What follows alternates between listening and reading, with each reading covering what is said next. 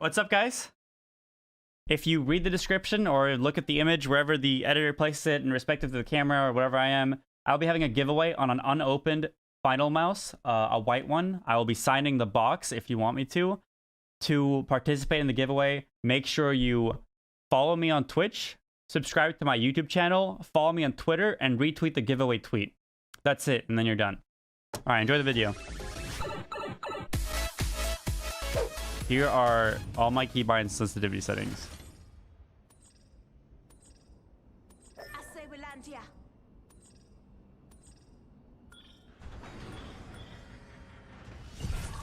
I'm gonna do a video today showing some tricks on my stream and also showing my launch settings all in detail, as well as how to make an auto execute, what I put in my auto execute, the animation cancel basically, when jumping from high, like kicking the ground, but the timing of it, and I'll show you.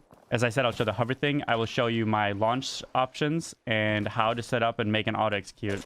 How do you see if it's player drop? See these blue circles on the map right here? That means it's random. See the blue line? That means we can pick it up. So that means those are random drops. If you see a blue drop early as it's coming down a line and it disappears, it's a player drop. And if you don't see the blue circles when it's appearing, it's a player drop. Yo, okay. So if you have a Kraber or if you have a Mastiff, you see I have 4 shots in mag, 16. Well, whatever. 416. I shoot 2 bullets. I reload. I have 414. I swap my slot back to 416. You can have infinite ammo with legendary weapon. When you're in queue, the jump master icon defaults to the 3rd player. But if Moon picks his character through auto selecting, that means not clicking the character and locking in. And if he just lets it run out without selecting a character, it'll pick his most recent picked character, but it won't give him jump master anymore. It'll give jump master to the person that picked his character, like by clicking, or randomizing it between the 2 that did. So if he clicked it, he'll get jump master. If he didn't click on his character to lock it in, it'll give it to someone else. So that way, if he's BRB or AFK, he's not the one that drops. Big brain from Respawn. I like that. Okay, this is cool. If you're a Wraith and you're grappling and you're like, fuck, I'm getting shot at. I want to go all the way over there. You can face while still on the grappling. It's really useful sometimes. Especially getting shot at a balloon and shit. Someone aimed at me. That's Pog. Wingman, like some of the other pistols, your first shot is 100% accurate towards the middle. The only reason I'm changing like where I am is because of the crosshair moving. But the very first shot of your wingman is accurate. Also here, if you're playing in bunker, you've probably seen this already. You can go up there. You can stand on it. You can also, if someone's blocking a door, I blew this up. You can kick the door either to open it or to break it. Let me show you guys how to do the hover thing. Let me show you guys how to do the hover thing when you go off a balloon. Let me go to that balloon over there. I'm so far away. The way it works is you want to look straight up in the sky. And then you want to free look around and try to fly in towards mountains or walls or buildings or high hills. Because that animation when you start flying that will send you upwards and get more airtime is an animation that gets triggered when you're close to like terrain, when you're close to a mountain or a building or a wall. So my goal is to try to maintain my height in the air as much as possible by looking up and touching things that are like, you know, like getting close to them, try to fly towards them. So I'm going to look straight up, fly forward, and then kind of use my A and D key to steer myself into touching something like this. Like I fall close to the mountain or the cliff or whatever, and then I do it again, it triggers again, and then I fly towards low ground, back towards high ground, towards low ground, back towards high ground, to get as much time in the air as I possibly can. So the best way to do it is definitely like learning specific like routes to like how you go back and forth to maximize the distance, just trying different things. Because since all the balloons are in set locations, it's pretty useful knowing exactly what to do to go as far as you possibly can. You can do this when you're landing those if you look straight up and get some more airtime. So here we go. I'm going to go forward again. Gonna try to touch this cliff, or not touch it, but get close enough to it to trigger it. Then I go towards the side. I change my direction, fly towards this one. Trigger it again, fly towards the next one, which would be probably over here. And do it one more time towards the cliff, maybe. And now I'm gonna touch the ground. But I almost got all the way here. which is a lot further than just doing it normally. Do you need to hold W to go up? Yeah, you hold W the entire way. So you look up and you just go forward. You can also jump off, and mid-air, just before touching the ground, you can kick.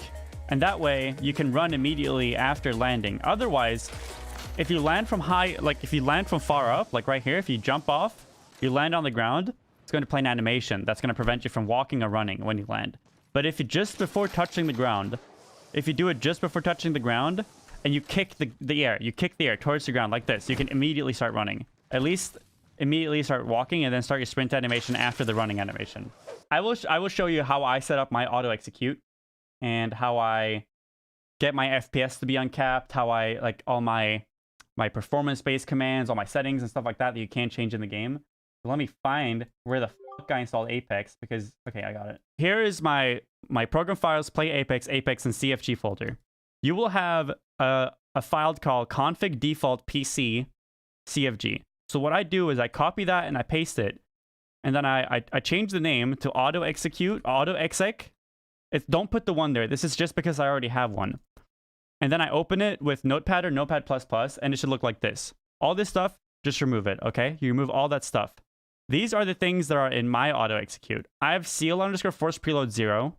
You can try putting it at 1, but it probably won't help you because this is a bad command to have. I have FPS max 0, which uncaps my FPS, so I can have unlimited FPS.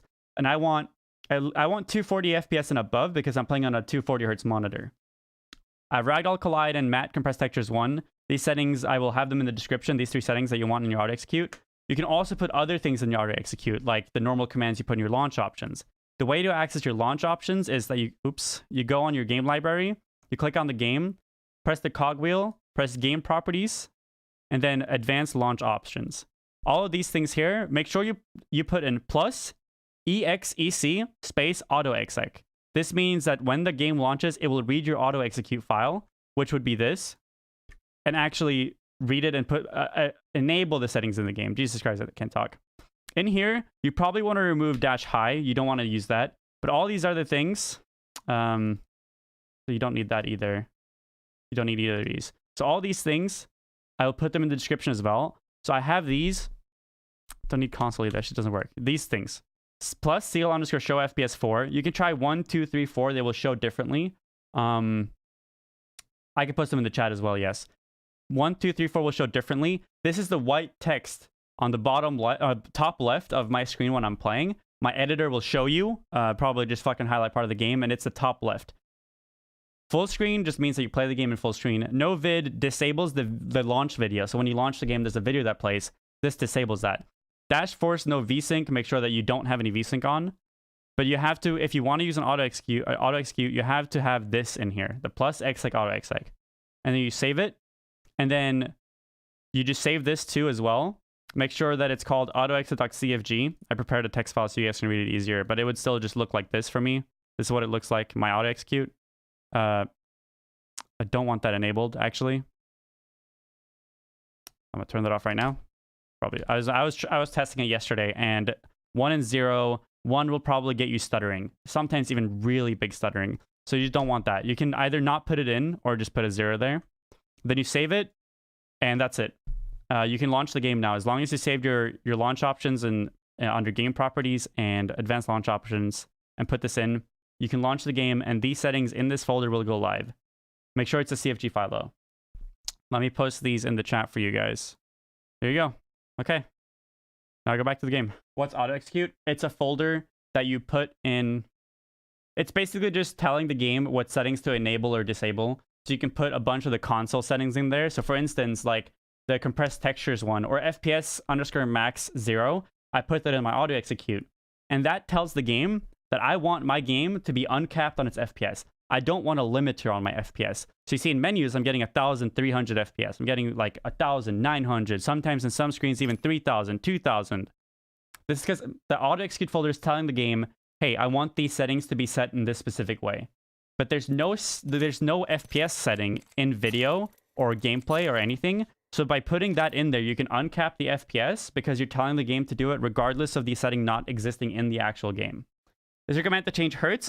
As I can't quite reach the consistent 144 on my PC. So if you don't have your Windows settings set to specific refresh rate, what you want to do is go in here either in the auto execute or in game properties, and add /refresh, or no, -refresh, sorry. Dash is the fucking one line, isn't it? -refresh space, and then the refresh rate you want. So that will set the game to that refresh rate. But as long as your Windows monitored like hertz is set to 240 or 144, you don't need to put that in.